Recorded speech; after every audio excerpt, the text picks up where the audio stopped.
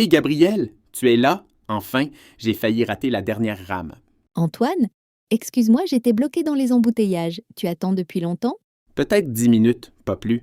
Mais dis-moi, tu as vu cette foule ce soir? Incroyable. Bienvenue sur Wow Spoken French à tous nos auditeurs. Je m'appelle Gabrielle et ici avec moi, c'est Antoine. Ce soir, on parle d'une situation que tout le monde connaît bien, l'entrée du métro avec ses surprises, ses petits problèmes et ses moments amusants. Exactement. Et pour ceux qui apprennent le français, c'est parfait.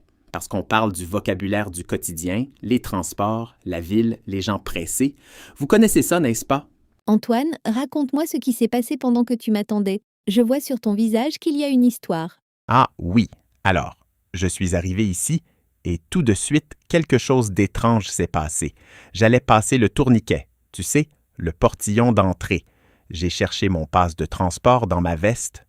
Rien. Oh non, tu avais oublié ton passe de transport? Attends, laisse-moi finir. Alors, j'ai cherché dans mes poches, dans mon sac. Tout le monde derrière moi attendait. Je sentais les regards. C'était gênant, vraiment gênant. Je comprends. Cette sensation quand toute une file de personnes attend derrière vous, c'est horrible. Est-ce que nos auditeurs ont déjà vécu ça? Dites-nous dans les commentaires si vous avez eu un moment embarrassant dans les transports en commun. Finalement, j'ai trouvé le passe. Il était dans ma poche de pantalon, là où je ne le mets jamais. Et devine quoi? Après tout ça, le tourniquet n'a pas voulu s'ouvrir. Non, pourquoi? Ton passe n'avait plus de crédit? Non, non, le passe était valide, mais la machine était en panne. Et le monsieur derrière moi, un homme âgé avec une grande moustache, il a commencé à pousser des soupirs très forts. Ah, ce genre de personnes existe partout dans le monde, je crois. Ceux qui soupirent très fort pour montrer qu'ils sont impatients. Exactement. Alors j'ai regardé l'agent de station, la personne qui travaille là. Elle m'a fait signe de passer par la grande porte, celle pour les personnes avec des bagages ou des poussettes. Ah, la porte de sortie d'urgence, c'est pratique dans ces moments-là. Mais dis-moi, Antoine, tu prends souvent le métro pour venir jusqu'ici? Presque tous les jours, oui. Et toi, Gabriel? Moi aussi, et je trouve que le métro, c'est un endroit fascinant pour observer les gens et apprendre sur la culture d'une ville. Vous êtes d'accord, nos auditeurs? C'est vrai, on voit tellement de choses différentes. Par exemple, ce soir, en attendant, j'ai vu une petite scène touchante. Une jeune femme avait perdu son ticket sur le sol, tu sais, un ticket en papier. Ah oui, certaines stations utilisent encore les tickets en papier. Et alors? 3 personnes se sont baissées en même temps pour l'aider à le ramasser. C'était mignon. La femme était surprise et très reconnaissante. C'est beau ça, ça montre que même dans une grande ville, même quand tout le monde est pressé, il y a de la solidarité. Nos auditeurs, est-ce qu'il vous est arrivé quelque chose de gentil dans les transports? Partagez votre expérience dans les commentaires. Gabriel, maintenant que tu es là, je voulais aussi te parler du vocabulaire qu'on utilise dans le métro. Parce que pour les apprenants de français, c'est super utile, non? Absolument, commençons. Le mot essentiel, c'est le quai. Le quai, c'est la plateforme où on attend le train. On dit, par exemple, le train arrive sur le quai numéro 2. Ensuite, il y a la rame. Une rame, c'est le train complet du métro. Plusieurs wagons ensemble, ça forme une rame. Et on dit « La prochaine rame arrive dans 3 minutes ». Très bien. Et pour entrer et sortir, on passe par le tourniquet, le portillon. C'est le mécanisme qui s'ouvre quand on valide son titre de transport. Exactement. Et le titre de transport, c'est le terme officiel pour dire votre ticket ou votre carte. On peut aussi dire le pass ou la carte de transport ou l'abonnement si vous payez chaque mois. Pour nos auditeurs qui apprennent le français, vous pouvez pratiquer ces mots. Essayez de les utiliser dans les commentaires. Faites une phrase avec le quai ou avec la rame. On adorera lire vos phrases. Bonne idée! Et parlons aussi des expressions utiles qu'on entend souvent dans le métro. Par exemple, « Attention à la fermeture des portes ». Oui, cette phrase, on l'entend dans le haut-parleur. Le haut-parleur, c'est le système de son dans la station. Et attention à la fermeture des portes signifie que les portes vont se fermer, donc il faut monter ou descendre vite. Il y a aussi terminus, tout le monde descend quand le train arrive à la dernière station et que tout le monde doit sortir. Ces petites phrases du quotidien sont tellement importantes pour comprendre la vie réelle en français. Et vous, nos auditeurs, avez-vous d'autres expressions que vous voulez connaître? Posez vos questions dans les commentaires. Gabriel, je voudrais te raconter quelque chose d'autre que j'ai remarqué ce soir. Tu sais, devant l'entrée du métro, il y a souvent des petits vendeurs, des gens qui vendent des journaux gratuits. Ah oui, les journaux gratuits qu'on distribue à l'entrée des stations. C'est une belle façon de lire en français, d'ailleurs, pour les apprenants. Ce soir, l'homme qui distribuait le journal avait l'air fatigué. Il était debout depuis probablement des heures. Et un adolescent, peut-être 16 ans, s'est approché de lui. J'ai cru que le garçon allait prendre un journal. Et alors? Le garçon lui a donné une bouteille d'eau froide. Sans rien dire, il a juste tendu la bouteille et l'homme a souri avec beaucoup de reconnaissance. Que c'est touchant. Ces petits gestes anonymes dans la ville, ils comptent tellement. C'est ça, la vie urbaine. Nos auditeurs, est-ce que vous avez un beau souvenir d'un geste de gentillesse dans votre ville? Partagez-le avec nous.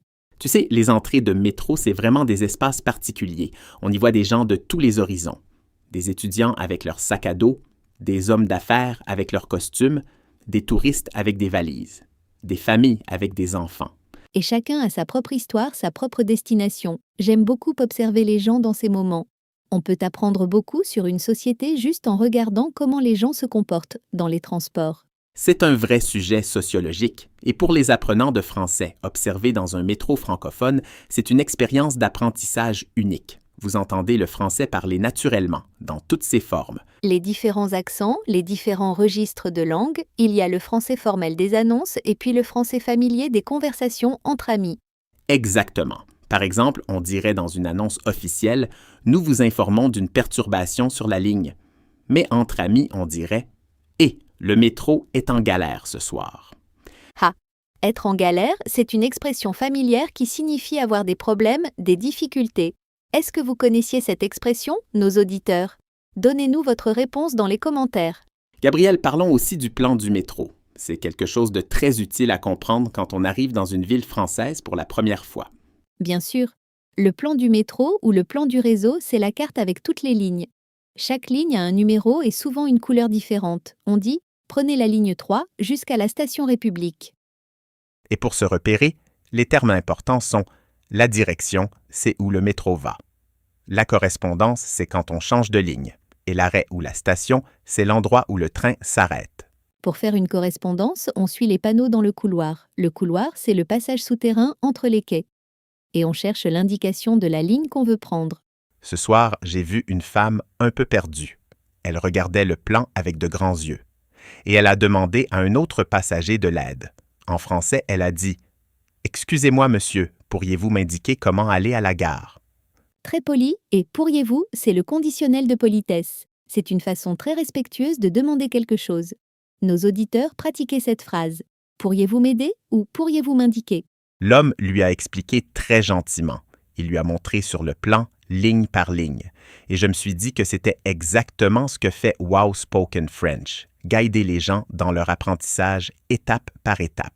Quelle belle comparaison, Antoine. C'est exactement ça. On est là pour vous guider. Et si vous avez des questions sur le français que vous entendez autour de vous, posez-les dans les commentaires. On fera de notre mieux pour y répondre. Avant de continuer, j'ai une question pour nos auditeurs.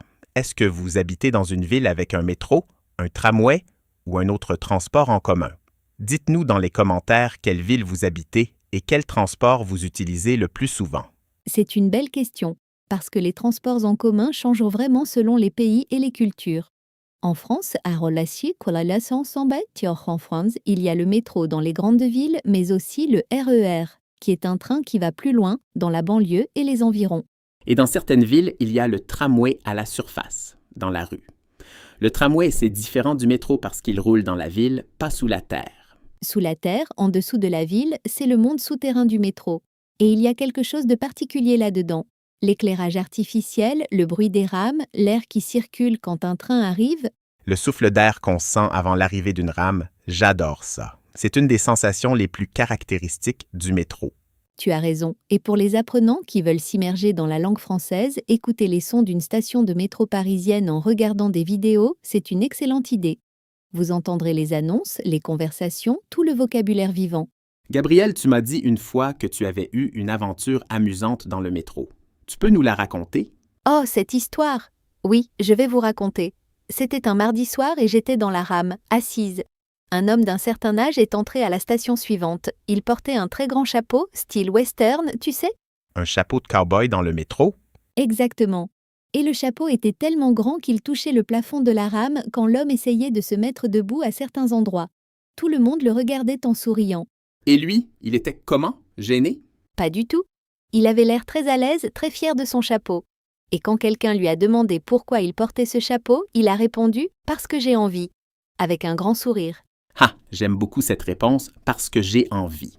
C'est simple, direct et confiant. Nos auditeurs, est-ce que vous avez vu quelque chose d'inhabituel ou d'amusant dans les transports? Racontez-nous.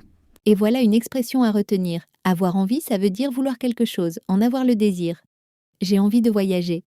Il a envie d'apprendre le français. C'est très utile. Revenons à l'entrée du métro pour un moment. Il y a aussi tout un vocabulaire autour de l'achat des tickets et des abonnements. Pour les auditeurs qui voyagent en France, c'est vraiment utile. Absolument. Il y a les guichets, ce sont les comptoirs où travaillent les agents. On peut y acheter des tickets, demander des informations, signaler un problème. Et il y a aussi les distributeurs automatiques, les machines où on achète les tickets soi-même. Sur les distributeurs, on a différentes options. On peut acheter un ticket simple pour un seul voyage, ou un carnet qui est un lot de 10 tickets, souvent moins cher à l'unité, ou encore un abonnement mensuel ou hebdomadaire. L'abonnement mensuel, c'est le Navigo en région parisienne par exemple, c'est une carte rechargeable qu'on recharge chaque mois. Très pratique pour les personnes qui utilisent le métro tous les jours. Et pour les touristes, il y a souvent des passes touristiques, des forfaits qui permettent de voyager librement pendant 1, 2, 3 jours ou plus. C'est économique pour les visiteurs.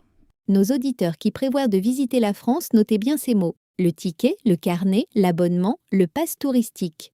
Et n'hésitez pas à demander à l'agent en cas de doute. En général, les agents de station sont habitués aux questions des voyageurs.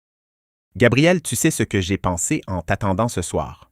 J'ai réfléchi à combien le fait de maîtriser une langue change complètement l'expérience dans une ville. Qu'est-ce que tu veux dire? Eh bien, quand on ne parle pas la langue d'un endroit, tout peut sembler compliqué et stressant. Même acheter un ticket peut être une aventure difficile. Mais quand on comprend la langue, même un peu, tout devient plus accessible. C'est tellement vrai. Et nos auditeurs le vivent peut-être en ce moment.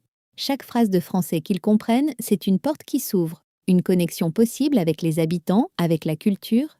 Et c'est pourquoi Wow Spoken French existe, pour vous accompagner dans cette aventure, pour rendre le français accessible, naturel, vivant. Exactement. Et chaque épisode, on parle de situations concrètes, comme aujourd'hui avec le métro, parce que c'est comme ça qu'on apprend vraiment une langue dans la vie de tous les jours. Alors nos auditeurs, continuez à écouter, continuez à pratiquer et pensez à abonnez-vous à Wow Spoken French si ce n'est pas encore fait. Comme ça, vous ne raterez aucun épisode. Et laissez-nous un commentaire aujourd'hui. On a posé beaucoup de questions ce soir. Choisissez celle qui vous inspire le plus et répondez. On lit tous les commentaires et on adore vos messages. Gabriel, on approche de la fin de notre épisode. Mais avant de te laisser partir, une dernière petite aventure de l'entrée du métro ce soir. Tu vois les escaliers mécaniques là-bas? Les escalators, oui, pourquoi? Juste avant que tu arrives, une dame avec un petit chien dans un sac est montée sur l'escalier mécanique. Le chien passait la tête hors du sac et regardait tout le monde avec de grands yeux étonnés. Oh, c'est adorable! Les animaux dans le métro, c'est une expérience particulière aussi. Dans beaucoup de villes, les petits animaux sont autorisés s'ils sont dans un sac ou une cage transportable. Exactement. Et tout le monde regardait le petit chien avec des sourires. C'est ce que j'aime dans ces espaces publics, ces moments inattendus qui créent une connexion entre des inconnus.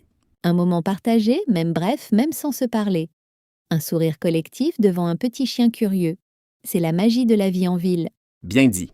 Et pour nos auditeurs, est-ce qu'il y a des animaux autorisés dans les transports en commun de votre ville ou pays? C'est une question intéressante pour les commentaires. Alors, pour résumer le vocabulaire d'aujourd'hui, le quai, la rame, le tourniquet, le titre de transport, la correspondance, le couloir, le guichet, le distributeur automatique, l'abonnement, le pass, ce sont les mots essentiels pour naviguer dans un métro francophone.